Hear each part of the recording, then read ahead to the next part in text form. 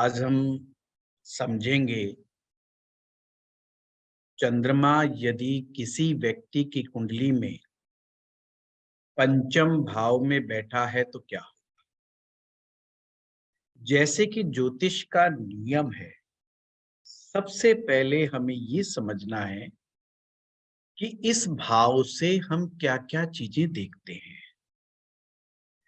फिर हम देखते हैं कि इस भाव में कौन सा ग्रह आकर के बैठा है, और फिर हम देखते हैं जो ग्रह बैठा है वो शक्तिशाली होकर के बैठा है या कमजोर होकर के बैठा है। ऐसा लाल किताब का नियम है। वैदिक ज्योतिष में हम राशि भी देखते हैं और साथ में नक्षत्र भी देखते हैं, और लाल किताब में हमें तीन बातों का विशेष ध्यान रखना होता है। सबसे पहले भाव, यानी कि भाव से क्या क्या निकल करके आ रहा है। जो ग्रह बैठा है वो ग्रह, यानी कि वो ग्रह किन किन चीजों को रिप्रेजेंट करता है, इस संसार में क्या क्या दिखाता है।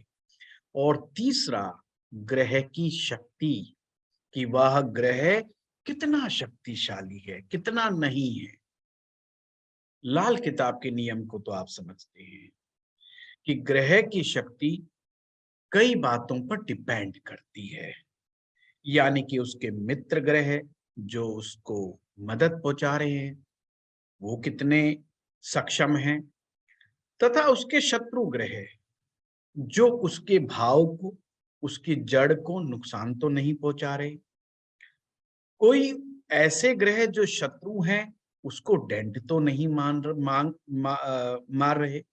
इन सब बातों का ध्यान रखने के बाद हम लोग फलादेश करते हैं। तो एक एक स्टेप करके समझने का प्रयास करते हैं। सबसे पहले मैं आप लोगों से जानना चाहता हूं, आप में से मैक्सिमम पुराने लोग हैं, पंचम भाव से क्या क्या चीजें देखते हैं। चलिए बोलना शुरू कीजिए। संतान देखते हैं, संतान और हायर एजुकेशन देखते हैं। हायर पुत्र एजुकेशन संतान नहीं, देखते हायर हैं। एजुकेशन गलत बोला है। संतान, दूसरा डिवोशन देखते हैं, पुण्य, प्रेम देखते हैं, मेडिटेशन, रिलेशनशिप देख सकते हैं, स्पिरिचुअलिटी। गुरुजी पूर्व पुण्य देखते हैं। पूर्व पुण्य, वेरी गुड। प्रेम, प्रेम, वेरी गुड। जनता, क्रिएटिविटी, जनता, क्रिएटिविटी, वेरी गुड। और बताइए बताइए, जभी आप सीख पाएंगे, जब भी आप लोग सीख पाएंगे। नेचुरल जो भी चीजें होती हैं, नेचुरल जो चीजें होती हैं, सर आपको मजा आता है, जॉयफुलनेस, एंजॉय, ठीक है, एंजॉयमेंट, ठीक है। और लव अफेयर्स वगैरह गुरुजी। हॉबीज, अफेयर नहीं, लव, सिर्फ only love affairs, only love, not अच्छा अफेयर। ओनली, ठीक है guruji. Affair comes from the 8th house. Affairs का मीनिंग नेगेटिव है। स्पेकुलेशन। सर मंत्र साधना, सर मंत्र साधना, वेरी गुड। सर इष्ट भी देखते हैं कहीं ना कहीं। East, very good. जितना ज्यादा मटेरियल आपको समझ आएगा किसी भी हाउस से रिलेटेड, जितनी डेप्थ नॉलेज आपकी उस भाव से रिलेटेड होगी, उतना ही आसान हो जाता है उस चीज को समझना। चंद्रमा क्या है? चंद्रमा बताइए आज। चंद्रमा से क्या क्या चीजें देखें? सिर्फ चंद्रमा। शीतलता, निकलता, मन, वेरी गुड। चंद्रमा माँ का कारक है। Liquidity, mother, cash, liquidity, cash, very good, very good. और कैश फ्लो, ठीक है, हमारे मन की खुशी। सोसाइटी गुरुजी, सोसाइटी, गंगा वेरी जल, गुड, वेरी गुड। अपना हाउस, चांदी, चांदी, चांदी, चांदी, ठीक है, वेरी गुड। सफेद चीजें, चावल, चावल, वेरी गुड। कपड़े, cloth, luxury, not luxury, only cloth. comfort, Creative- खाना, Comforts, creativity गुरुजी, arts, creativity, taste, गुरुजी जीवन का रस, जीवन का रस. Very important. Exact word, जीवन का रस. हमें जब भी समझना है चंद्रमा को, चंद्रमा बहुत इंपॉर्टेंट प्लेनेट है, और जब ये पंचम में जाएगा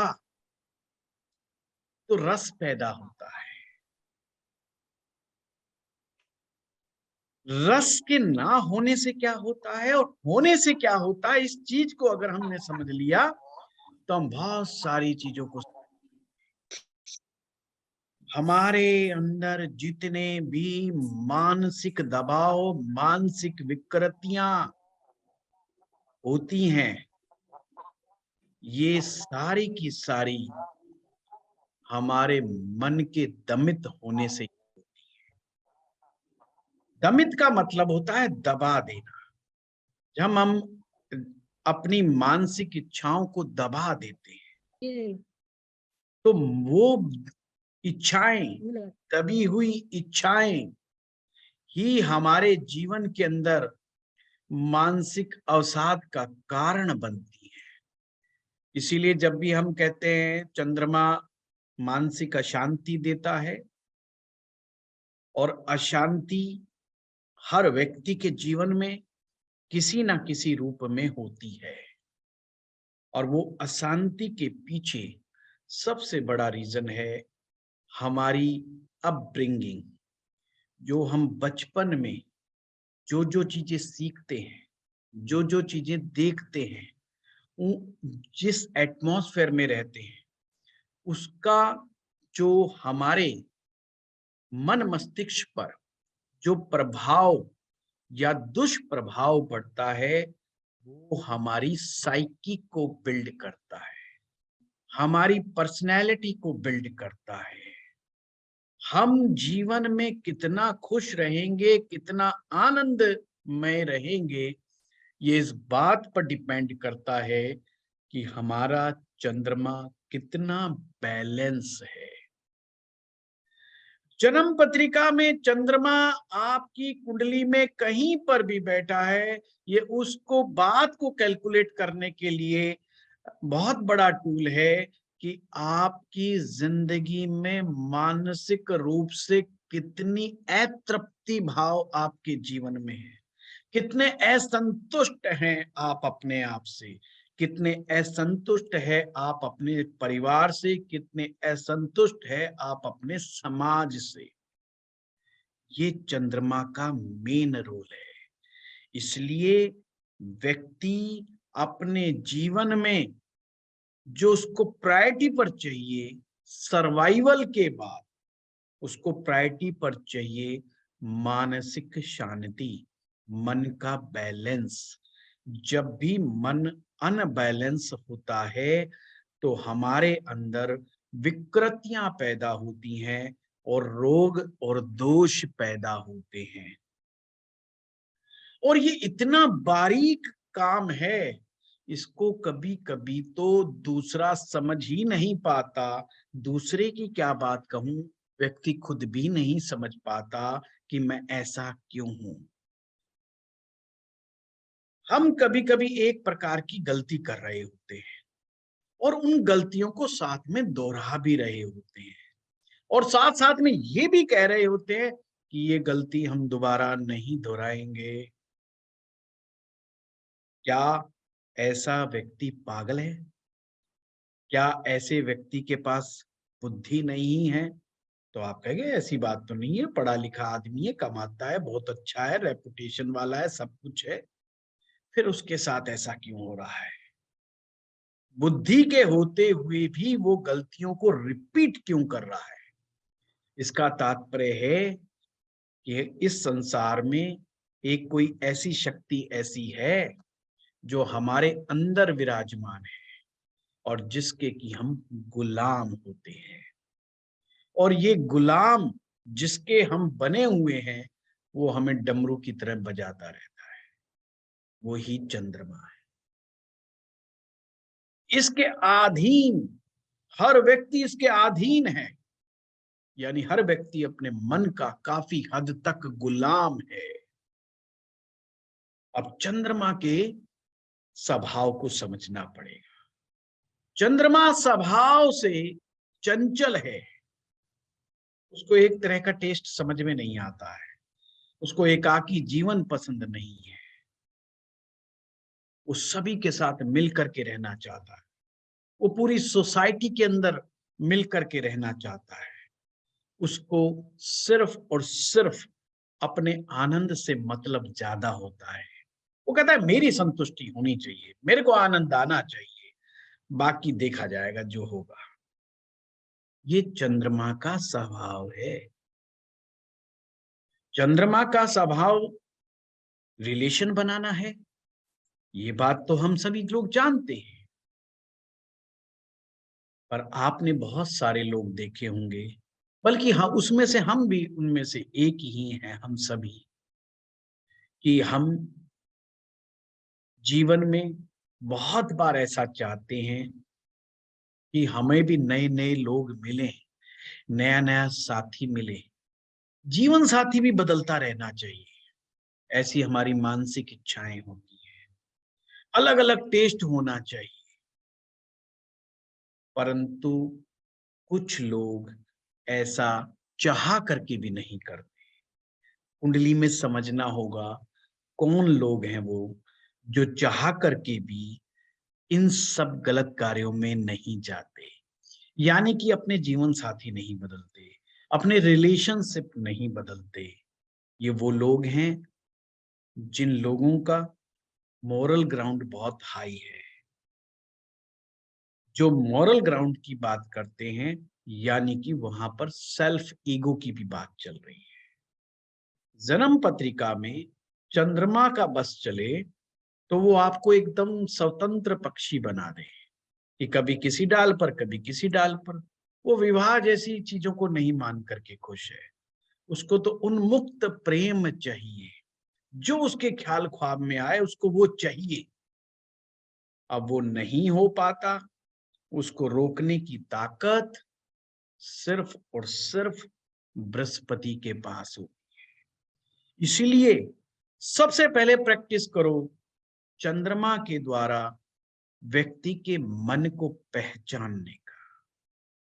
जब आप व्यक्ति के मन में प्रवेश कर जाते हैं तो आप काफी हद तक उस व्यक्ति की पर्सनैलिटी के करीब होते हैं, तो आप उस व्यक्ति के व्यक्तित्व के बहुत ज्यादा करीब होते हैं। हमें व्यक्ति के, मनुष्य के मन को समझना होगा कि वो एक बार समझाने के बाद भी बार बार गलतियों को दोहरा क्यों रहा है। उस व्यक्ति की जन्म पत्रिका में बैठा हुआ चंद्रमा ये चीज तो बता ही रहा है, पर उसको बैलेंस करने का काम वो बृहस्पति के पास है, वो जुपिटर के पास है। अगर कुंडली में बृहस्पति का और चंद्रमा का कहीं पर भी इम्बैलेंस क्रिएट होगा तो चंद्रमा व्यक्ति को किसी भी प्रकार से कहीं का नहीं छोड़ता। ना वो नौकरी करने लायक बचता, ना रोजगार करने लायक बचता। सोसाइटी में बार बार उसको अपमान का सामना करना पड़ता है, सोसाइटी में वो मान सम्मान नहीं बना पाता। और अगर कोई सोचता है कि आप उसे समझा देंगे, उसको समझ में आने वाला नहीं है। इसीलिए चंद्रमा बहुत ज्यादा इंपॉर्टेंट प्लेनेट होता है। चलो अब हम समझते हैं कि पंचम। अब पंचम भाव में, जैसा कि आप समझते हो, पांचवें भाव में लाल किताब के अनुसार वहां पर काल पुरुष की सिंह राशि फॉल करती है, यानी कि उसके स्वामी सूर्य हैं और वहां पर कारक बृहस्पति है। बृहस्पति और सूर्य दो ग्रह हैं। जब चंद्रमा पांचवें भाव में प्रवेश करता है तो दोनों वेलकम करते हैं। सूर्य कहता है मोस्ट वेलकम, जुपिटर कहता है मोस्ट वेलकम, क्योंकि दोनों बहुत अच्छे परम मित्र हैं। चीज क्लियर हुआ? बृहस्पति चंद्रमा को बैलेंस करने में सबसे ज्यादा सहयोग देता है, और चंद्रमा को जब बृहस्पति का सहयोग प्राप्त होता है तो उसकी नेगेटिव एनर्जी, उसकी काम इच्छाएं, उसका अतृप्त मन तृप्ति की ओर जाता है, and it converts into the creativity. Always remember, जब हमारी मानसिक अतृप्त इच्छाएं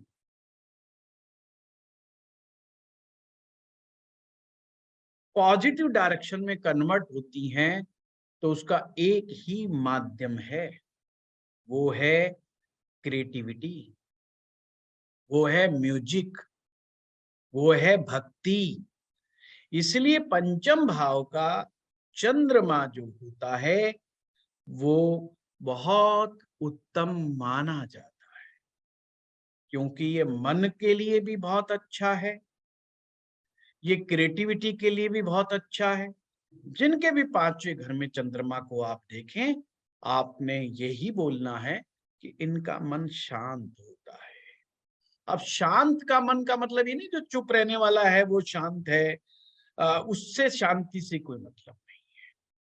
शांत का मतलब ये है जो व्यक्ति जानता है कि ये जो मेरे सामने मेरी इच्छाएं मेरे सामने खड़ी हैं, उनको मुझे डील कैसे करना है। जो व्यक्ति इस चीज को समझता है वो धीरे धीरे शांत हो जाता है, और ये जो प्राप्त होता है ये प्राप्त होता है हमें ज्ञान के द्वारा। जब कोई हमें ज्ञान करवाता है कि तुम्हारी मानसिक इच्छाएं तुमने कैसे पूरी करनी है, what is the right way, और हमें रॉन्ग रास्ते पर नहीं जाना है, तो वो अक्सर शांत होते हैं। आपको जानकर के हैरानी होगी, बहुत लोग ख्यालों ख्वाबों में रहते हैं, ख्यालों की दुनिया में रहते हैं। उनको लगता है एक दिन कोई मेरे पास ऐसा इवेंट आएगा कि मैं करोड़पति बन जाऊंगा, मैं अरबपति बन जाऊंगा, मैं लॉटरी जीत जाऊंगा, मैं सट्टे में जीत जाऊंगा, मुझे कोई इनाम मिल जाएगा, मैं किसी इवेंट में जाऊंगा और वहां पर मुझे करोड़ों रुपया मिल जाएगा और मैं रातों रात अमीर हो जाऊंगा। ये कमजोर चंद्रमा की निशानी है, यानी उस चंद्रमा को कहीं से मदद नहीं मिल रही है। वो ख्यालों ख्वाबों की दुनिया में रहते हैं और अपने ख्वाबों की दुनिया से वो बाहर ही नहीं आना चाहते। कमाल की बात तो ये है, इसलिए बहुत सारे लोगों को आप जितना मर्जी समझा लो, उनको समझ में आने वाला कुछ नहीं है। क्योंकि मैंने कहा ये जो मन है ये बहुत शक्तिशाली होता है, इसको कमजोर नहीं मानना। मैक्सिमम लोग जो गलत रास्ते पर चल देते हैं, पथ भ्रष्ट हो जाते हैं, इस चंद्रमा का ये हाथ सबसे बड़ा है। जितने भी नाजायज संबंध बनते हैं, जितने भी वो संबंध जिनको सोसाइटी स्वीकार नहीं करती है, उसमें कहीं ना कहीं पीड़ित चंद्रमा, कमजोर चंद्रमा का सबसे बड़ा हाथ होता है। आपको ये चीजों को समझना होगा कि किस प्रकार से चंद्रमा हमारे जीवन में एक रोल लेकर के आता है, किस तरह से चंद्रमा इतनी पावरफुल शक्ति के तहत काम करता है कि हमें समस्त प्रकार की बुद्धि होते हुए भी हमको गलत मार्ग की तरफ ले जाता है। ऐसे में पंचम भाव का चंद्रमा हमें एक मार्ग दिखाता है, एक रास्ता दिखाता है। वो मार्ग क्या है? हर व्यक्ति के लिए वो मार्ग है भक्ति का मार्ग, वो मार्ग है हायर एनर्जी का मार्ग, हायर स्पिरिचुअल एनर्जी का। अब यहां पर कुछ नियम और शर्तों को भी आपको समझना। और नियम शर्तें क्या हैं? नियम शर्तें ये हैं कि ऐसे चंद्रमा को सूर्य की सपोर्ट भी चाहिए, और सूर्य की सपोर्ट का मतलब होता है कि आपको बिल्कुल न्यायप्रिय होकर के रहना है। आपको लोगों के साथ नहीं बिगाड़ना है, लोगों के साथ अच्छे संबंध बना करके चलना है, कड़वा नहीं बोलना।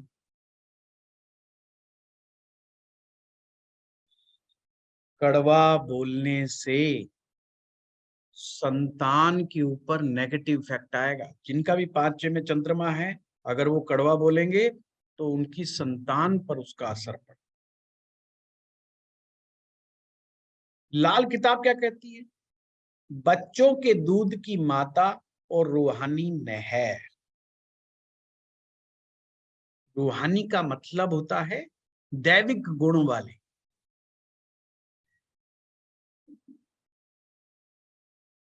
सलाह नेक की जो बुरा करते लेता, भला उससे बढ़कर के नहीं कोई होता। 5वें घर का चंद्रमा व्यक्ति को बहुत ही इमोशनल बना देता है, क्रिएटिव बना देता है, रहम दिल बना देता है, न्यायप्रिय बना देता है। और ऐसे व्यक्ति की खासियत ये रहती है, अगर ऐसा व्यक्ति किसी का साथ देता है तो उसको सफलता मिलती है। साथ देता मतलब जिसको वो साथ दे रहा है वो व्यक्ति सफल हो जाएगा। इवन लड़ाई झगड़े में भी ऐसा व्यक्ति जिसके साथ होगा वो हार नहीं सकता।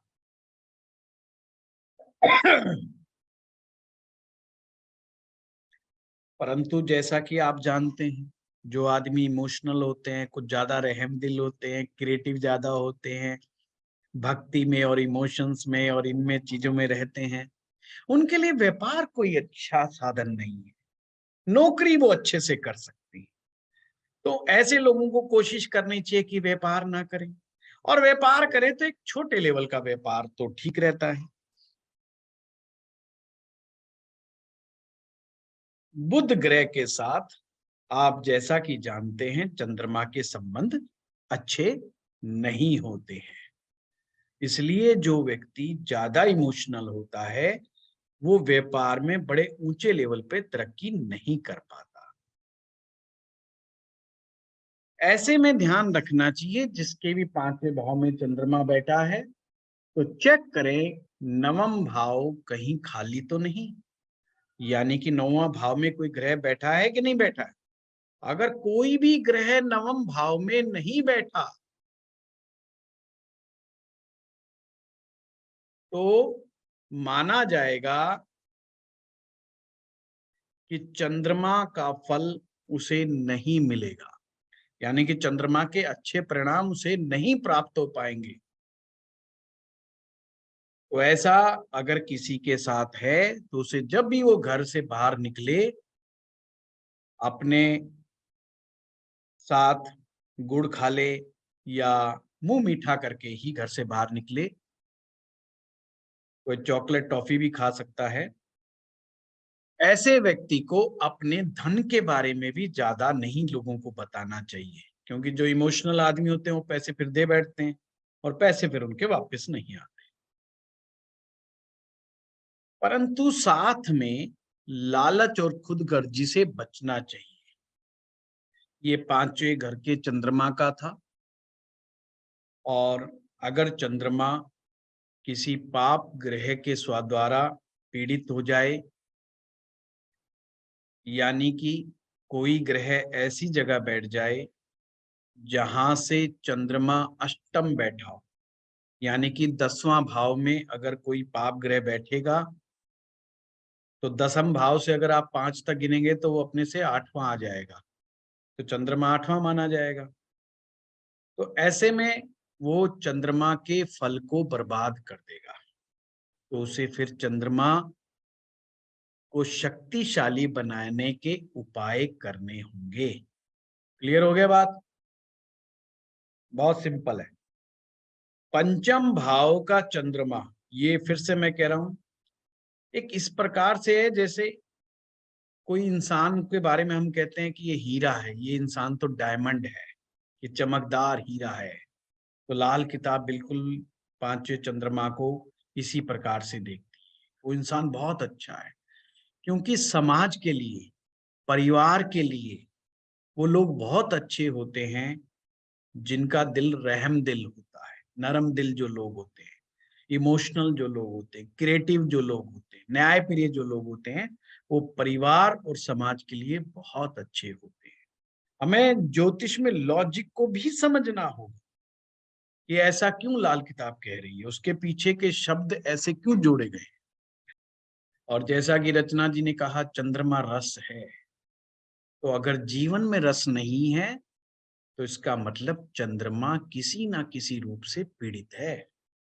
और रस तो भक्ति रस है, और हमारे देश में भी एक स्थान ऐसा है जहां पर भक्ति रस बहता है, जिसका नाम है वृंदावन। वृंदावन ज्ञान की भूमि नहीं, भक्ति रस की भूमि है। वहां की भी एक अपनी अलग फिलॉसफी है। अगर पंचम भाव को समझना हो तो वृंदावन की फिलॉसफी को समझो। वहां के साधु संतों का एक मत, एक स्वर है कि भगवान को ज्ञान से प्राप्त नहीं किया जा सकता, अपितु भगवान को भक्ति से ही पाया जा सकता है। भगवान की प्राप्ति के लिए ज्ञान का होना कोई आवश्यकता नहीं है, बल्कि ये काम इमोशंस का है। इसलिए वृंदावन की जो देवी हैं, जो इष्ट हैं, वो राधा रानी है। इसलिए राधा को रसेश्वरी भी कहा गया है, जो समस्त प्रकार के रसों की देवी है।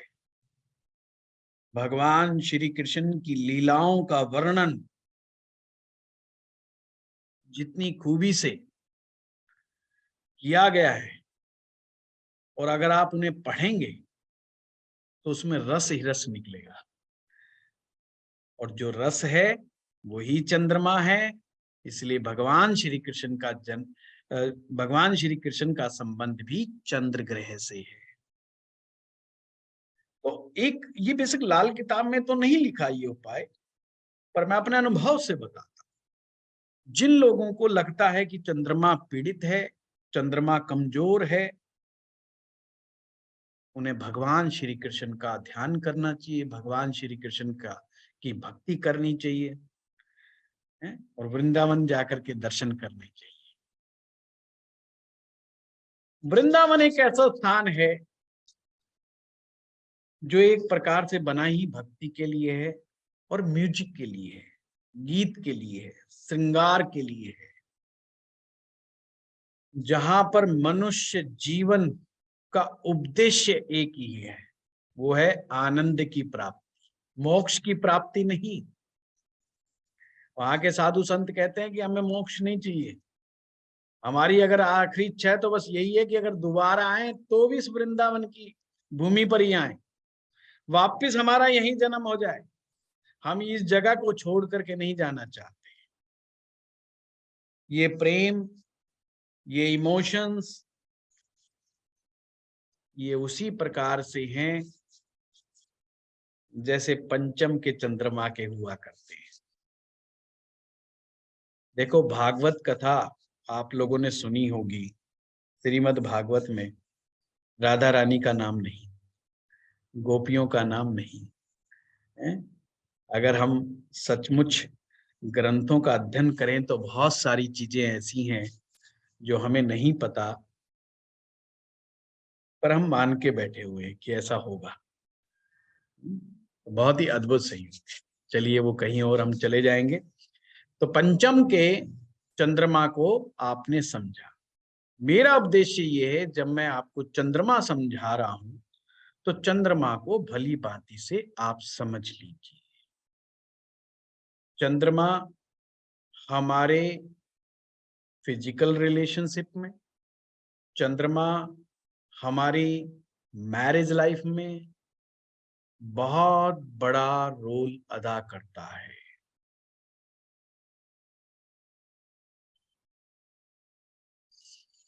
रस पूर्ण संबंध ना होना, यानी कि मन के रिलेशनशिप नहीं है, फिर भी कोई व्यक्ति फिजिकल रिलेशनशिप में इन्वॉल्व है,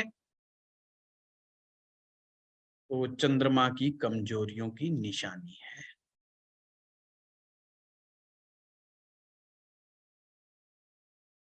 और गलत रिलेशनशिप मानसिक बीमारियां पैदा करते हैं।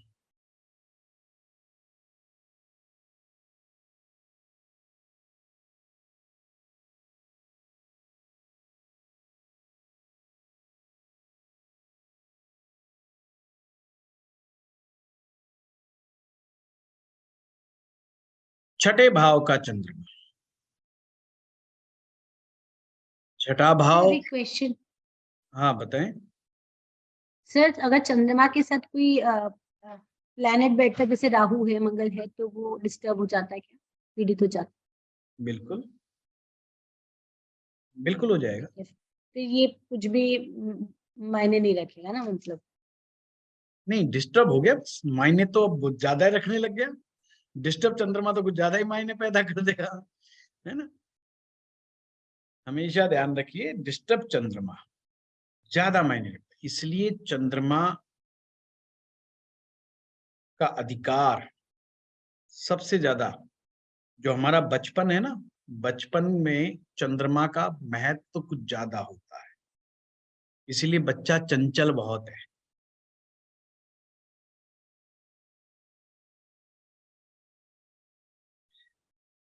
और सारी की सारी मानसिक परेशानियां, वो मानसिक परेशानियां जिससे बड़े होने पर आपकी साइकी बिल्ड होती है, ये ध्यान रखिएगा। ये सब बचपन में ही तैयार हो जाता है। 5 वर्ष की आयु से लेकर के 7 वर्ष की आयु के बाद तक जो भी जीवन में घटनाक्रम होते हैं, अच्छे या बुरे, वो आपकी साइकी को बिल्ड करते हैं। आप दुनिया को किस निगाह से देखोगे, आप जीवन को किस निगाह से देखोगे, और आप अपना जीवन कैसे जियोगे, इस बात की सोच जभी से डेवलप होना शुरू हो जाती है। और अगर ये गलत हो गई तो बड़ा होने पर हमारे रिलेशनशिप पर, हमारी लाइफ में कई तरह के मानसिक अंतर्द्वंद पैदा हो जाते हैं, जिससे हम डेली रूटीन में बड़े परेशान रहते हैं। हाँ रत्ना जी। सर, लाल किताब में जो दशा चक्र पढ़ा है हमने 35 इयर्स का, उसमें 1 to 6 एज में शनि को बोला है। वो मुझे समझ में नहीं आया। चंद्रमा होता है बचपन में, आपको समझ में आना चाहिए। चंद्रमा मन की चंचलता के लिए कहा गया है। शनि डेवलपमेंट, शनि हमारा स्केलेटन का कारक है। अच्छा। हमारी हाँ स्केलेटन का कारक है। उसके वजह भी कहता हूँ, लाल किताब में लॉजिक को बहुत से समझना होगा हमें। वो बात जो है, जो 35 साला चक्र में लिखी है, वो बिल्कुल ठीक लिखी है। वो टेक्निकली लिखी है, वो टेक्निकल पॉइंट ऑफ व्यू से ठीक है। फिजिकल वो बनाएगा और मेंटल। यस यस, ये मेंटल प्लेन में जो है वो मून का है ना। इसीलिए कहते हैं चंद्रमा को बच्चे अति प्रिय। अति प्रिय का मतलब यही है। आप ये देखिए, बाके बिहारी जी जो हैं, वो बच्चे हैं या बड़े हैं? बताइए, जो लोग वृंदावन जाते हैं। बच्चे हैं। बच्चे हैं, समझ में आई आपको? बहुत सारे लोगों को नहीं पता होगा शायद, वो बाल रूप में है, इसलिए वहां मंगला आरती भी नहीं होती सुबह सुबह। बच्चे को कौन उठाए भाई, सुबह सुबह 4 बजे कौन नहलाए धुलाए। हमारे देश में सब मंदिरों में 4 बजे के बाद पाठ पूजा शुरू हो जाती है, 5 बजे 4 बजे। आप महाकाल जाकर के देखिए, सुबह 4 बजे के बाद से प्रोग्राम शुरू हो जाते हैं। हर मंदिर में मंगला आरती होती है, ऐसा नहीं कि पूरे वृंदावन में मंगला आरती नहीं होती, बस बाकी बिहारी जी में नहीं। सुबह सुबह क्या, कौन उठाए कौन जगाए, बच्चे सोने दो। जब उनको चंदन लगाया जाता है, उनको वस्त्र धारण कराया जाता है, तो ब्राह्मणों को निर्देश है कि तुमने अपनी अंगूठियां भी निकाल देनी है, कहीं अंगूठी लग ना जाए उनको, क्योंकि बहुत छोटे बच्चे हैं, वो बहुत कोमल हैं, बहुत सॉफ्ट हैं, उनको बहुत धीरे से आपने मालिश करनी है, ऐसे ऐसे ऐसे ऐसे दगाना। उसके पीछे का मंतव्य यही है। तो बचपना जो है वो चंद्रमा है, इसीलिए छोटा बच्चा कुछ भी कल्पना कर लेता है और उस कल्पना को कोई बुरा नहीं मानता। जब छोटा बच्चा अपने पापा को कहता है कि पापा मैं तो खुद ही अपना जहाज बना लूंगा, देखो जब मैं बड़ा होऊंगा मैं अपनी छत के ऊपर से जहाज उड़ा दूंगा, तो पिता ये नहीं कहता ना ना ना बेटे गलत है, ये ऐसा नहीं हो सकता। बेवकूफ पिता ये कह सकता है, पर पिता हंस के चल देगा, हाँ हाँ कर लियो कर लियो। उसको नहीं रोका टोका जा रहा। यही मून है, यही चंद्रमा है कि कल्पना शक्ति को डेवलप होने से मत रोकिए। और मैं आप लोगों को भी कहता हूं, अगर आपका बच्चा छोटा है, 7 साल तक का 8 साल का बच्चा है, अगर वो कल्पना में कुछ आपको कह रहा है कि ऐसा हो सकता है, तो उसको रोकिए मत, ये हाँ पॉसिबल है, बेशक वो इम्पॉसिबल, नहीं तो चंद्रमा डिस्टर्ब हो जाएगा। हम सब लोगों के चंद्रमा इतने डिस्टर्ब क्यों रहते हैं? क्योंकि हम जो भी बात कहते हैं सामने वाला उसका उत्तर दे देता है, नहीं नहीं गलत बात है, ऐसा कुछ होता है क्या, तू बेवकूफ है, तू बेवकूफ है। जितनी बार भी कोई इंसान ये सुनता है तू बेवकूफ है, तू गधा है, उस आदमी का तुम जानबूझ करके चंद्रमा डिस्टर्ब कर रहे हो। ये ध्यान रखिएगा, बेवकूफ कहलाना किसी को ही पसंद नहीं है, गधा कहलाना किसी को भी पसंद नहीं है, और तुम उसे जाने अनजाने में बोल देते हो, उसका बेचारे का चंद्रमा डिस्टर्ब हो गया। इसीलिए एक सिद्धांत बना था कि छोटे बच्चों को के लिए मार पिटाई बिल्कुल भी ठीक नहीं, उनकी पिटाई नहीं होनी चाहिए। अब पिटाई होगी तो बेचारा का चंद्रमा बिगड़ जाएगा, और चंद्रमा जब बिगड़ेगा तो उससे जो साइकी बिल्ड होगी, उसका असर जब वो जवान होंगे, बड़े होंगे, उसका इम्पैक्ट उनकी लाइफ में जब जाकर के पड़ेगा। इसलिए बचपन बहुत बहुत इंपॉर्टेंट है। क्लियर हो गया? छठे भाव का चंद्रमा, छठे भाव में बुध और केतु, 2 ग्रहों का राज है। अब चंद्रमा की ना बुध के साथ ना केतु के साथ अच्छी बनती, तो छठे भाव का चंद्रमा कोई अच्छा नहीं माना गया। अब ज्योतिष को देखने के 2 तरीके हैं। एक तरीका भौतिक रूप से और एक तरीका है मानसिक रूप से, कि व्यक्ति को मन को खुशी मिलेगी कि नहीं मिलेगी, और एक व्यक्ति पैसा कमाएगा कि नहीं कमाएगा। 2 रास्ते, एक व्यक्ति खुश है पर वो अमीर नहीं है, एक व्यक्ति अमीर है पर वो खुश नहीं है। तो इसीलिए कोई ग्रह कहीं पर भी बैठे, हम ये नहीं कह सकते कि खराब है और ना ही हम कह सकते कि अच्छा है। छठे भाव के चंद्रमा के साथ ये खासियत है कि वो चंद्रमा मन से तो खुश नहीं रखेगा, पर धन के लिए कोई दिक्कत वाली बात नहीं। और खास करके अगर ऐसा व्यक्ति ऐसे काम में घुस जाए जिसमें लोगों की पीड़ाओं का निवारण होता हो, लोगों की परेशानियों को सॉल्व करने की अगर वो ताकत हासिल कर ले, जैसे डॉक्टर बन जाए, वकील बन जाए, वैद्य बन जाए, ज्योतिषी बन जाए, या कोई भी ऐसा काम जिसमें लोगों की प्रॉब्लम सॉल्व होती हो, तो पैसा खूब कमा जाए। पर पर्सनल लाइफ में बहुत जल्दी जल्दी हताश, निराश, परेशान अक्सर मैंने देखा है ऐसा हो जाते हैं। पर ऐसा व्यक्ति जितना लोगों की सेवा में लगा रहेगा, क्योंकि छठा भाव सेवा भाव है, जितना लोगों की सेवाओं में जुटा रहेगा उतना कम अशांत होगा। इसलिए लाल किताब इसे कहती है छठा चंद्रमा धोखे की माता, यानी ऐसी मां जो धोखा दे दे, या कड़वा पानी। यदि चौथे भाव में कोई अशुभ ग्रह होगा और पांचवा घर खाली होगा तो व्यापार नहीं करना चाहिए। किसी व्यक्ति की कुंडली में छठे भाव में चंद्रमा बैठा हो तो चंद्रमा के शत्रु अष्टम भाव में नहीं बैठे होने चाहिए। क्या समझे? छठे में चंद्रमा हो तो आठवें में चंद्रमा के शत्रु नहीं होने चाहिए। जैसे शनि नहीं होना चाहिए, राहु वहां नहीं बैठा होना चाहिए, केतु वहां पे नहीं बैठा होना चाहिए, बुध वहां पे नहीं बैठा होना चाहिए, नहीं तो बड़ी भारी परेशानियां पैदा कर देगा।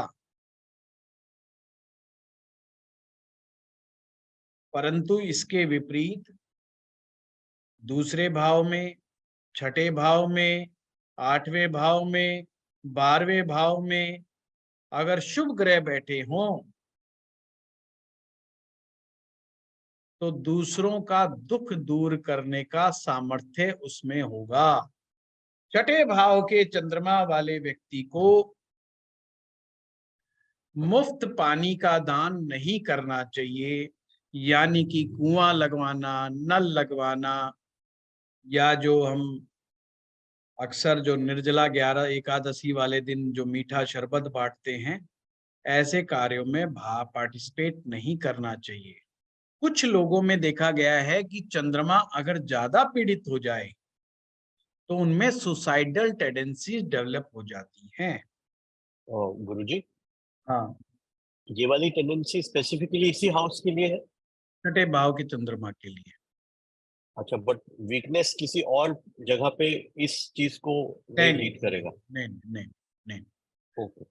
अगर उनके मन में ऐसे ख्याल आते हैं तो उन्हें मित्र ग्रहों की मदद लेनी चाहिए, और मित्र ग्रहों की सामग्री को धर्म स्थान में देना चाहिए। मित्र ग्रह कौन से हैं? जैसे सूर्य है, मंगल है, गुरु है, इसके मित्र ग्रह हैं, तो उन्हें धर्म स्थान में उनकी चीजों को दान करना चाहिए।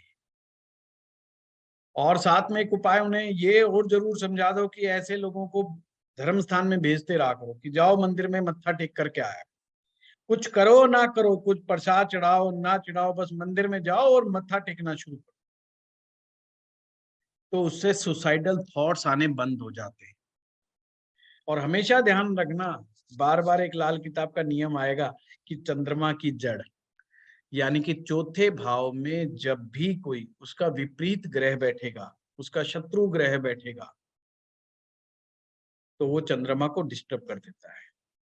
तो चंद्रमा की मदद लेने के लिए सूर्य, मंगल और गुरु, इन 3 ग्रहों की चीजों को धर्म स्थान में देते रहना चाहिए। अगर किसी फीमेल चार्ट में चंद्रमा छठे में हो तो उन्हें प्रेगनेंसी के दौरान, डिलीवरी के दौरान काफी तकलीफों का सामना करना पड़ सकता है। सर इसका संतान होने में और ये क्या डिफरेंस है? कंसीव कर लेते हैं ऐसे लोग, पर लेडीज की चार्ट में अगर चंद्रमा छठे में हो तो उन्हें डिलीवरी के टाइम में काफी संकट रहता है, काफी परेशानी रहती है ना। ये पर मत छठे कहिएगा भाव के कि ऐसा मत चंद्रमा का कहिएगा। हाँ बताइए, पूछिए, बोलिए। छठे भाव का चंद्रमा का संतान से क्या वो है? संतान से वो नहीं है, वो खुद मां बनने जा रही है। चंद्रमा खुद मां है, पॉइंट समझे? चंद्रमा तो खुद मां है और वो मां बनने जा रही है, और माँ बैठी है छठे घर में, रोग के घर में, पीड़ा के घर में, संताप के घर में, मानसिक पीड़ाओं के घर में, तो उसको मेंटल स्ट्रेस होगा। प्रेगनेंसी से ही मेंटल स्ट्रेस शुरू हो जाएगा, चिड़चिड़ापन, अपने पति से ही झगड़ा रहने लग जाएगा, ससुराल वालों से झगड़ा रहने लग जाएगा, और डिलीवरी के अंदर भी फिर दिक्कतें आएंगी। तो इसका वैसे संतान से कोई लेना देना नहीं, जो आप पंचम भाव से संबंध जोड़ने का प्रयास कर रहे हैं वो नहीं है। सिंपल सा लॉजिक, समझ गए कविता जी? हाँ ठीक है, अब चलते हैं, उपाय क्या सजेस्ट किए गए हैं इसमें देखते हैं। दही का इस्तेमाल लाभदायक होगा, पुत्र सुख के लिए धर्मार्थ कुआं सिर्फ अस्पताल में लगवाएं। इसमें कहा है कि अगर पुत्र संतान नहीं हो रही है तो कुआं बनवाना है या पानी के लिए कोई व्यवस्था करानी, तो सिर्फ अस्पताल में लगवा सकते हो, बाकी कहीं नहीं लगवानी। धर्म स्थान में देसी खांड, शहद, केसर और गेहूं चढ़ा सकते हो। वही वाली बात हो गई कि सूर्य, मंगल और गुरु की चीजों का दान करना है। यहाँ एक और उपाय लिखा है कि घर में खरगोश पालें, पर इसका मेरा कोई अनुभव नहीं है, मैंने आज तक किसी को उपाय बताया नहीं है, तो मुझे कोई आइडिया नहीं है। लाल किताब में लिखा जरूर है पर I don't know about it, क्योंकि प्रैक्टिकली खरगोश पालना भी बड़ा मुश्किल है। मुझे ही कोई कह दे खरगोश पालो तो मैं कहाँ से पालूंगा, मेरे लिए ही समस्या हो जाएगी। तो ज्यादा बेटर है कि जो उपाय आसान हैं, जिन्हें आप आसानी से कर सकते हो, उन उपायों को ही अपनाएं, क्योंकि उपाय करते समय मन खुश होना बहुत आवश्यक है।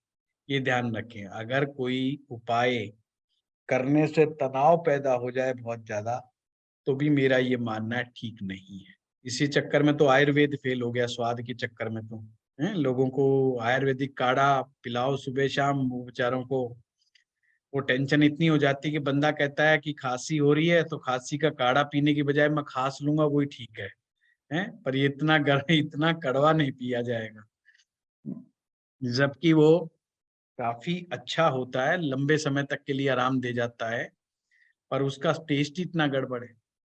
तो इसी प्रकार से कोई उपाय ऐसा कर बैठो जो आपके लिए सर का दर्द बन जाए, पहली दशा खराब चल रही है, ऊपर से एक टेंशन और पाल लो, तो एक नई समस्या नहीं खड़ी होनी चाहिए। तो ऐसे उपाय करो जिन्हें आप इजीली कर सकें। गुरुजी शायद इसलिए बच्चों की जितनी दवाइयाँ होती है सब मीठी होती है एलोपैथी में भी। एलोपैथी, इसीलिए मंजीत जी मैंने कहा बचपन का और चंद्रमा का बहुत गहरा संबंध है, इसीलिए बच्चों को कार्टून दिखाए जाते हैं, इसलिए बच्चों को बहुत छोटी छोटी लोक कथाएं बताई जाती हैं, इसीलिए बच्चों के सामने बहुत इंटेलिजेंसी वाली बातें नहीं कही जाती, इसीलिए बच्चों की बेवकूफियों को हंस के टाला जाता है, मुस्कुरा करके टाला जाता है, उसका बुरा नहीं माना जाता। जी जी। ये मान के चलते हैं कि अरे बालक जाने दे, मतलब अभी अबोध है। और मीठापन जो है ये शुक्र की निशानी है। जी। तो कड़वी चीज अगर आप बच्चे को दे दो, बच्चा वैसे ही बच्चे की साइकी खराब हो जाएगी है, तो उसके लिए बहुत तो parenting is a very tough task. दुनिया में सबसे जो टफेस्ट वर्क है वो पेरेंटिंग।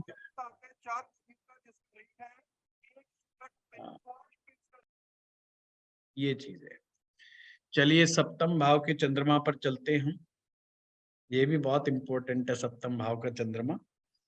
वैसे तो इसे लक्ष्मी माता का आशीर्वाद कहा गया है, सप्तम के चंद्रमा को लक्ष्मी देवी कहा गया है। इसका तात्पर्य यह होता है कि ऐसा व्यक्ति पैसा कमाने में तो बहुत ही सक्षम पाया जाता है। देखो खुद लिखा है, बच्चों की माता खुद लक्ष्मी का अवतार,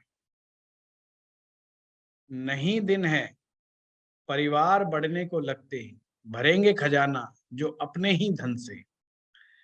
यानी कि जैसे ही इन लोगों की शादी होती है, ये अपने परिवार को पालने के लिए अपना खजाना भरने लग जाते हैं, मतलब बहुत ही रेस्पॉन्सिबल कहा गया इन लोगों को।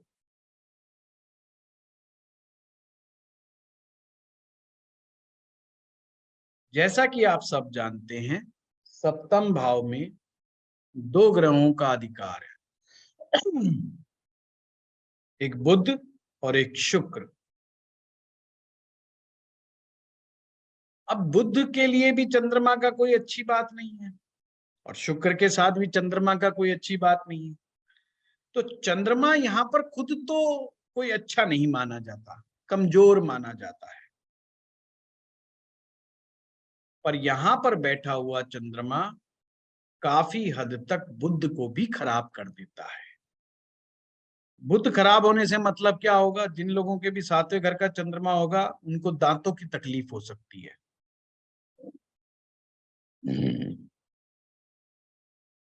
उसकी बहन, बुआ, बेटी, इनको तकलीफ हो सकती है। परंतु ऐसा व्यक्ति ज्योतिष बड़े अच्छे से सीख सकता है। घर गृहस्थी के लिए भी 7वें भाव का चंद्रमा अच्छा नहीं होता।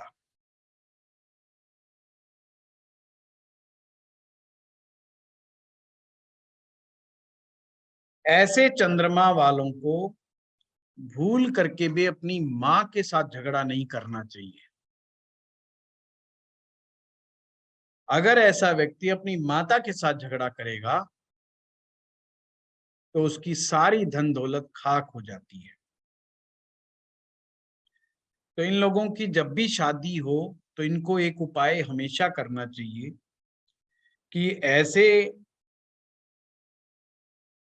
व्यक्ति को, अपनी पत्नी को कहे कि वो अपने घर से चंद्रमा की चीजें जैसे चांदी, मोती, चावल,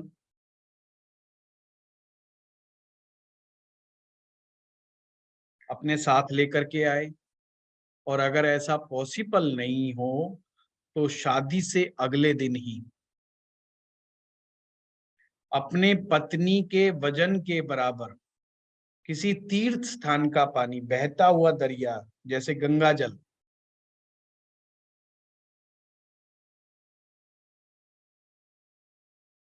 भर करके अपने घर में रखें। तो उससे उसकी औलाद पर भी बुरा असर नहीं पड़ेगा और उसकी वाइफ का और उसकी मां में आपस में झगड़ा नहीं होगा। नहीं तो कई बार ऐसा देखा गया है जिनका चंद्रमा 7वें में हो और अगर वो इस तरह का कोई उपाय नहीं करते तो विवाह से के बाद ही तुरंत झगड़े आरंभ हो जाते हैं।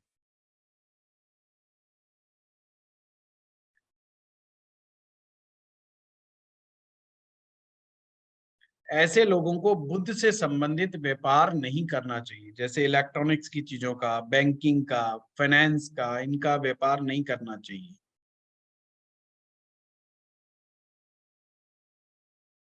अब ध्यान देने वाली बात यह है कि ऐसे लोगों को भूल करके भी नशा की आदत नहीं पालनी चाहिए, चाहे वो पान, बीड़ी, सिगरेट, गुटखा, दारू, जो भी आप नशे कैलकुलेट कर सकते हो। अगर ये लोग किसी बात का नशा पाल के बैठ गए और उस नशे से जल्दी बाहर नहीं निकले तो फिर ये मरने को मर जाते, नशा नहीं छोड़ पाते। लाल किताब कहती है कि ऐसा व्यक्ति नशेबाजों का सरदार होता है। मीन्स कहने का मतलब ये होता है कि इनको फिर कुछ ना कुछ करने की, गड़बड़ करने की आदत पड़ जाती है, चाहे छोटा मोटा नशा करेंगे।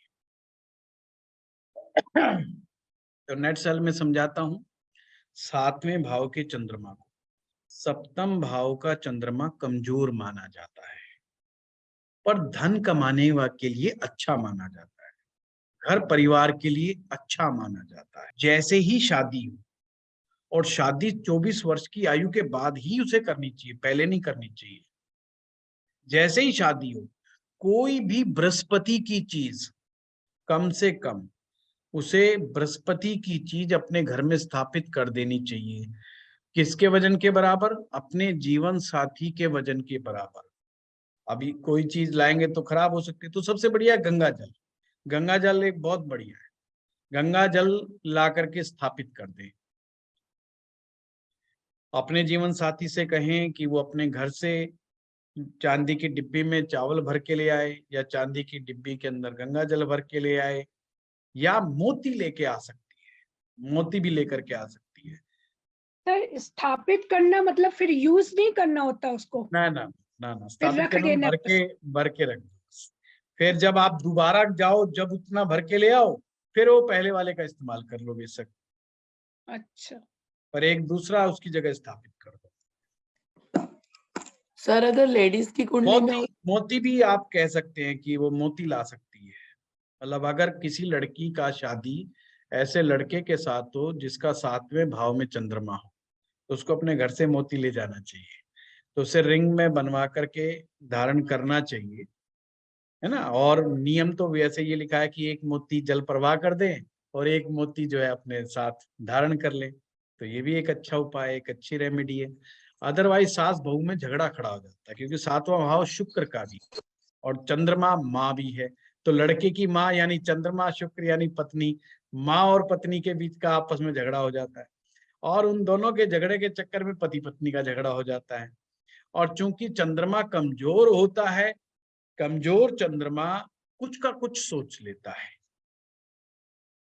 और चीजों को कई बार समझ नहीं पाता ढंग से, तो सही। इसलिए वो बुद्ध का घर कैसे हुआ? 7वां घर बुद्ध का कैसे है? लाल किताब में ध्यान रखिएगा, लाल किताब में 7वें भाव के कारक 2 हैं, बुध और शुक्र। बुध को कनेक्टर जोड़ा, क्योंकि इसीलिए इसको डे टू डे इनकम का हाउस भी कहा गया है। बुध के द्वारा ही तो हम day to day income generate करते हैं ना, मरकरी के द्वारा जनरेट करते हैं।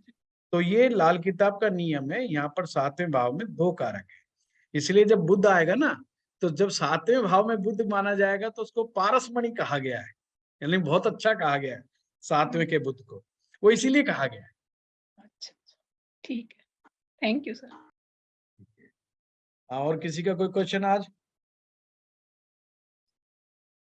सर हाँ बताएं।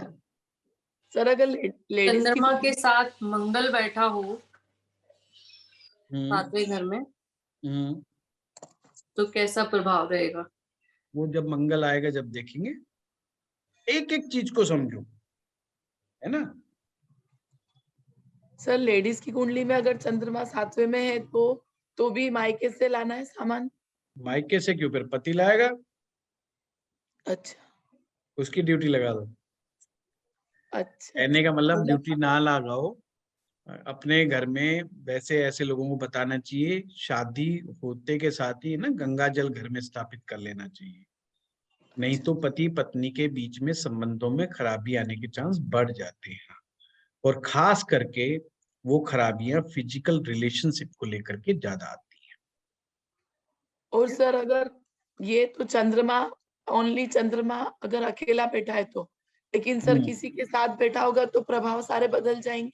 सारे नहीं बदलते, कुछ प्रभाव बदल जाएंगे, है ना। जैसे आटे में, अब आटे से आप पूरी बना लो, आटे से आप पराठा बना लो, आटे से आप रोटी बना लो, आटे से आप कुछ और बना लो, पर उसमें गेहूं का प्रभाव तो रहेगा ना, आटे का प्रभाव तो रहेगा, टेस्ट बदल जाएगा, है ना। तो ऐसे ही, ऐसा मत कहें कि सारा प्रभाव बदल जाएगा, थोड़ा प्रभाव बदल जाएगा। ठीक है। सबसे पहले ज्योतिष सीखने का तरीका ये होता है, एक इंसान के मन को समझो, उसके चरित्र को समझो, उसकी आदतों को समझो। जितना ज्यादा ये चीजें आप निकालने की, फाइंड आउट करने की प्रैक्टिस करोगे, ज्योतिष उतनी ही जल्दी समझ में आएगा। इवेंट्स मत निकालो, इवेंट्स निकालने के लिए सारी जिंदगी पड़ी हुई है आप लोगों के पास।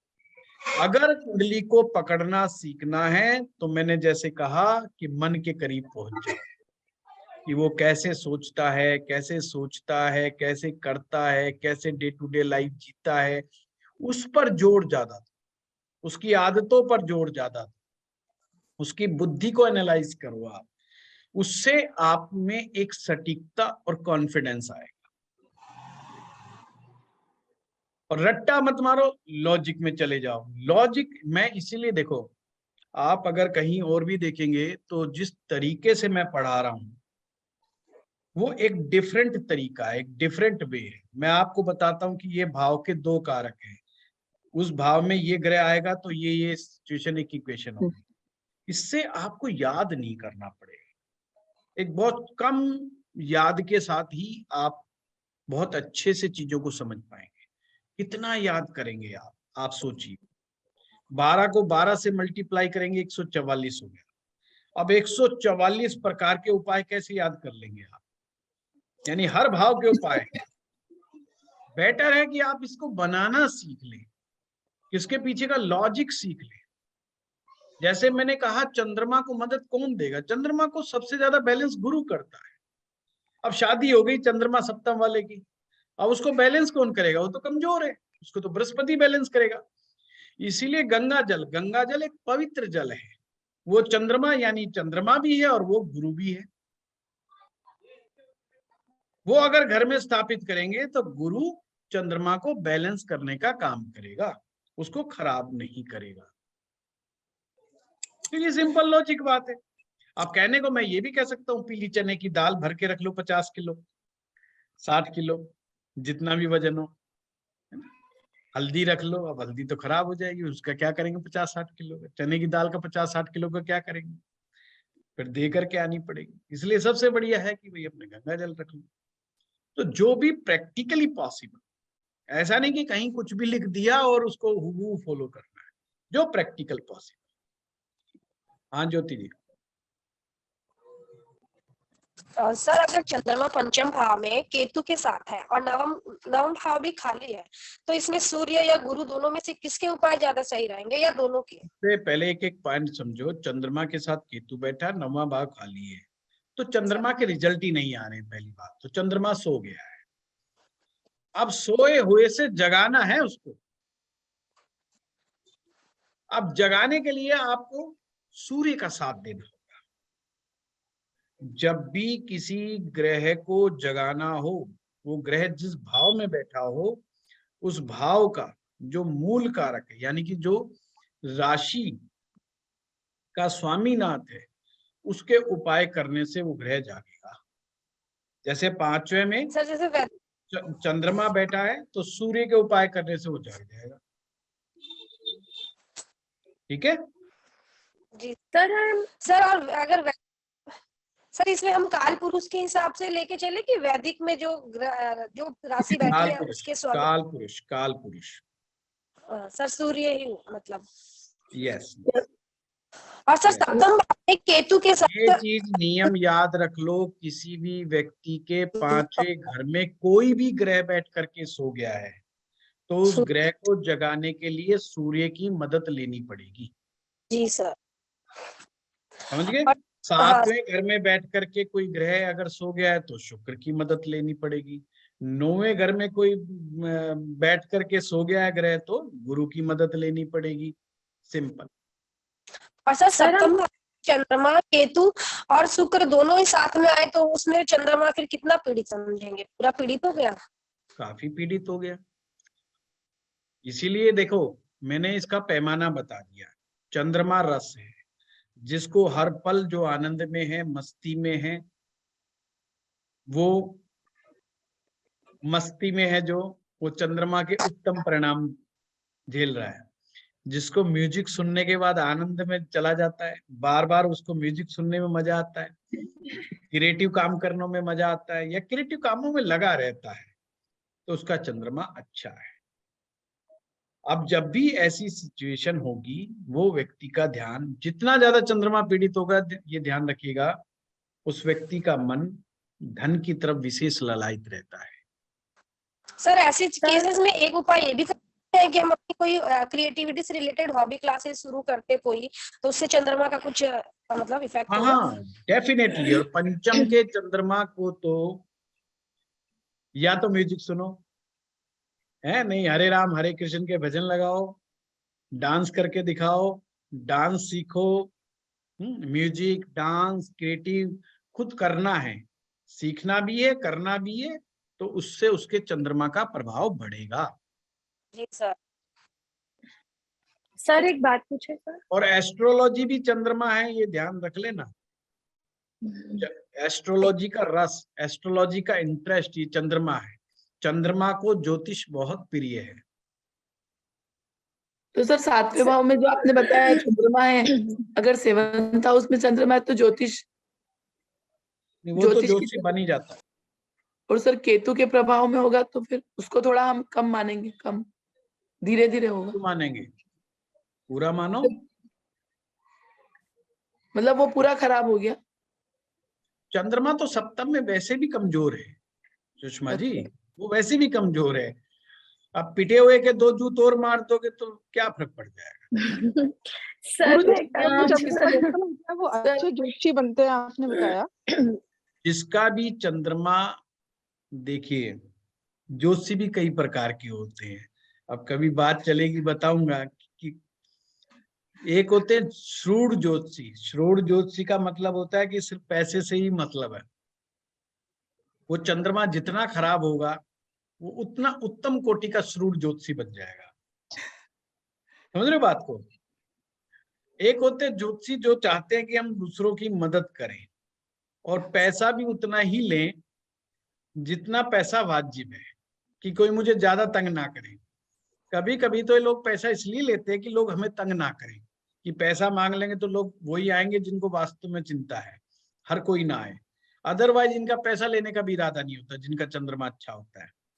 तो समझ लो, पर जिनका चंद्रमा जितना उत्तम होगा उनको ज्योतिष प्रिय, ज्योतिष प्रिय का मतलब होता है उनको ज्योतिष पढ़ना बहुत। तो गुरु जी सप्तम में रहेगा, मतलब वो ज्योतिष तो बनेंगे पर वो श्रूड ज्योतिष बनेंगे। मनी माइंडेड, मनी माइंडेड, हाँ श्रूड ज्योतिष। गलत पहले शब्द पकड़ दक्षिणा लिया ले है, लेंगे। गलत शब्द पकड़ लिया है। श्रूड सर मत हम कहिए, कहिए कि चलो फाइनेंशियल नहीं, ये मेरी गलती है जो मैंने ऐसा बोल दिया। आपको ये समझना है, खराब चंद्रमा वाला व्यक्ति वो बेचारा खुद शुरू से दुखी रहा है, समझो बात को। और दुखी आदमी दुख फैलाता है, सुखी आदमी सुख फैलाता है। इस कंसेप्ट को याद रखिए जी। लिक्विड मनी पे डेंट सर। अब उसको गुस्सा है इस बात का कि जिंदगी में मुझे तो प्यार मिला नहीं। तो जिसको प्यार नहीं मिलता उसको लगता है कि शायद मैं गरीब हूं, मेरे पास पैसा नहीं है, इसलिए मुझे प्यार नहीं मिल रहा, मुझे इज्जत इसलिए नहीं मिल रही है कि मेरे पास पैसा नहीं है। इसलिए वो सारा गुस्सा पैसा कमाने पे निकाल देता है। तो वो कहता है मैं इतना पैसा कमाऊं कि हर आदमी मेरे को रिस्पेक्ट दे, मैं इतना पैसा कमाऊं कि हर आदमी मुझे प्यार दे। बेशक ये उसका बेचारे का इमेजिनेशन गलत होता है, ना प्यार ऐसे मिलता है ना इज्जत ऐसे मिलती है, पर वो उसकी सोच होती है। यही कारण है खराब चंद्रमा वाले लोग पैसा कमाने में ज्यादा अच्छे होते, ज्यादा सक्षम होते हैं, क्योंकि फिर वो जोर जबरदस्ती सी भी कर लेते हैं कि ला वही दे, निकालना पड़ेगा, नहीं तो बात नहीं करूंगा, है ना। ये चीज है। सर एक छोटी सी बात पूछे सर। हाँ, सर सर जैसे हम सुषमा जी ऐसे नहीं, ये एक में आप हाथ भी उठाया करो, है ना। वो बीच में मुझे पता ही नहीं रहता कहाँ से आपकी आवाज आ गई एकदम से। हाँ बताइए। सर, हाँ बोलिए। सर जैसे आपने बताया कि हम गंगा जल को स्थापित कर सकते हैं, तो सर हम ऐसे जुपिटर को हमको स्थापित करना है, तो सर हम कोई तांबे की कोई मूर्ति मंदिर में या दिए या तांबा प्योर तांबा नहीं, प्योर तांबे में सूर्य और मंगल का गुण आ जाएगा। पीतल, है ना, वो नहीं। पीतल देखिए मैं कहता हूँ पीतल तो नकली बनावटी बृहस्पति है, मेरा ये मानना है। ज्यादा बेटर तो गोल्ड है। गोल्ड जो है वो बृहस्पति का रूप है। तो इससे बढ़िया है कि अब इतनी बड़ी चीजें तो कैसे कह सकते हैं कि ज्यादा गोल्ड की मूर्ति रख ले स्वाति। हाँ बड़ी ठीक है, आप आशीर्वाद दो। छोटी ले लो, छोटी लेके रख सकते हैं ना गोल्ड की। नहीं बड़ी बोली है सर ने, बड़ी मूर्ति सोने की वजन के हिसाब से। हस्बैंड का वजन आज करूंगी, नहीं उनका वजन लूंगी और फिर आज मैं ऑर्डर करती हूँ। हाँ फिर फोटो भेज देना। सर हम गोल्ड की चेन भी हम माता को पहना सकते हैं, मतलब कुछ खुद ही पहन लो। ठीक है सर, वो पहना रखी है मैंने बहुत पहले से, इसलिए मैंने एकदम याद आया गोल्ड की बात की तो। बहुत बढ़िया जी आमनजीत जी।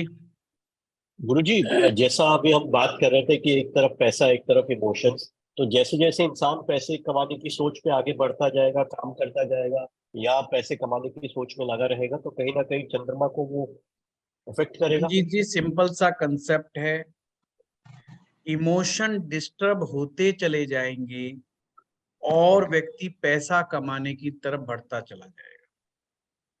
जब तक व्यक्ति इमोशनल है उसको पैसा कमाने का ख्याल नहीं आता। वो उतना ही कमाना चाहता है जिससे उसका पेट पल जाए, परिवार पल जाए। जितना इमोशन लेवल कम होता चला जाता है, तो जितने भी अमीर आदमी आप दुनिया में देख रहे हो ना, ये सारे पीड़ित व्यक्ति हैं, इमोशनली पीड़ित व्यक्ति हैं। इनको गुस्सा आया हुआ है कि हम बख्शेंगे नहीं किसी को, इतना पैसा कमाएंगे कि पूछो मत। एक प्रकार से अगर कोई व्यक्ति चाहता है मुझे बहुत अमीर बनना है, तो इसका मतलब उतना ही उसको इमोशनली पीड़ित होना पड़ेगा। सिंपल गेम है।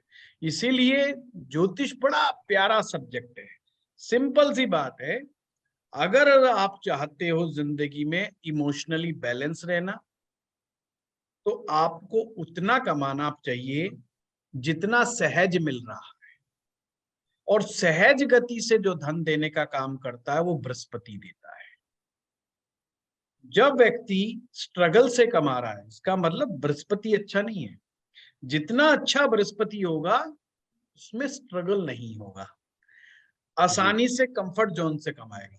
जो व्यक्ति कंफर्ट जोन से कमाएगा वो व्यक्ति आपको दयालु मिलेगा, वो रहमदिल मिलेगा। जो जितने हार्डवर्क से, इतनी मेहनत से कमाएगा, उसके साथ समस्या बन जाएगी। तो लड़ाई झगड़े पर, पैसे के लिए लड़ाई झगड़ा, मार पिटाई सब तैयार कर देगा। इसलिए आप गुंडे आदमियों का, बदमाश आदमियों का पैसा नहीं खा सकते, क्योंकि उन्होंने पैसा जो कमाया है, जिस तरीके से पैसा कमाया, उन्होंने बहुत हाई रिस्क जोन से पैसा कमाया है। वो 1 लाख रुपए के लिए आपका मर्डर कर, क्योंकि वो 1 लाख उन्होंने कमाने के लिए पता नहीं कितना बड़ा रिस्क झेला है। जबकि जिसने सहज गति से पैसा कमाया, वो कहता है 1 लाख रुपए के लिए छोड़ यार, मत भूल जा, छोड़, आगे से बस इस आदमी को अपने घर में मत घुसने देना, 1 लाख रुपए मांग भी मत कर, वो छोड़ देगा, क्योंकि उसने सहज गति से कमाया है।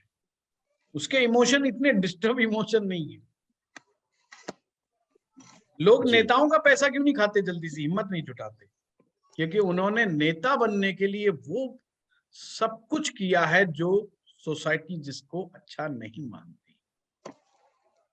उन्होंने पता नहीं कितने तरह के झूठ बोले, कितने लोगों को ठगा है, कितने लोगों को गुमराह किया है, कितने लोगों को बरगलाया है, जानबूझ करके लोगों को गुमराह करने का काम किया है, अपने हक में लोगों को लाने के लिए क्या क्या परपंच रचे हैं, और फिर उनको पैसा आया। और हम में से कोई इंटेलिजेंट बन के उनका पैसा खा जाए, वो कैसे सहन कर लेंगे, फिर वो कुछ भी कर देंगे। इसलिए वो बहुत डेंजरस हो जाते हैं। तो जो जितने रिस्क जोन से पैसा कमाता है, फिर वो उतना ही डेंजरस हो जाता है अपने धन को लेकर के। इसीलिए प्यार यानी इमोशंस और धन, ये दोनों अलग अलग रास्ते हैं। और समस्या हम सभी की एक है कि हमें प्यार भी चाहिए और धन भी चाहिए, और दोनों चीजें कैसे चाहिए, ये गणित संसार में थोड़ा सा टेढ़ा है। ये बैलेंस बड़ा मुश्किल है गुरुजी। इस बैलेंस को करने के लिए ही बृहस्पति का काम होता है, जुपिटर का काम होता है। अब लकीली अगर बृहस्पति ऐसे में साथ दे जाए तो इसका बैलेंस बन जाता है, अदरवाइज बैलेंस नहीं। सुषमा जी आप बताएं। सर हम बोल रहे थे 7th हाउस में चंद्रमा के लिए आपने ज्योतिष का बताया सर, तो सर अगर चंद्रमा वहां पहले से ही कमजोर है, तो अगर उसको हमको मदद देनी चाहिए सर, शुक्र की मदद लेनी चाहिए, क्या करना चाहिए उसको? शुक्र की मदद की काहे को लेनी है? चंद्रमा को मदद देनी है तो सूर्य की मदद दो, मंगल की मदद दो, गुरु की मदद दो। नहीं सर, आपने बताया ना जैसे 5th में चंद्रमा बैठा है तो सूर्य की देंगे, ऐसे 7th में बुध और शुक्र का घर है वो, तो फिर नहीं, वो अलग एंगल से समझाया, आप वीडियो को दोबारा समझना है ना, वो प्रश्न दूसरा था। अच्छा सर। हाँ, तो बस अभी यहाँ के लिए समझना है, सप्तम में अगर चंद्रमा हो तो भी आपको सूर्य की, मंगल की, गुरु की ही मदद लेनी है। ठीक है, मदद का मतलब हो ना कि अगर चंद्रमा सप्तम में बैठ करके आपको डिप्रेशन दे रहा है, आपको परेशानी दे रहा है, आपको मेंटल फटीग दे रहा है, पति पत्नी के झगड़े बहुत ज्यादा दे रहा है, आपके घर में सास बहू के झगड़े बहुत ज्यादा चल रहे हैं, तो आपको मदद लेनी पड़ेगी ताकि चंद्रमा थोड़ा बलवान बने। यहाँ के चंद्रमा की खासियत क्या है कि वो खुद माँ लक्ष्मी के रूप माना गया है, अर्थात जैसे ही उसे पता चलता है तेरी शादी हो रही है तो अपनी पारिवारिक जिम्मेदारी निभाने के लिए पैसा कमाने में लग जाता है, जुट जाता है और काफी हद तक कामयाब हो जाता है। चलिए।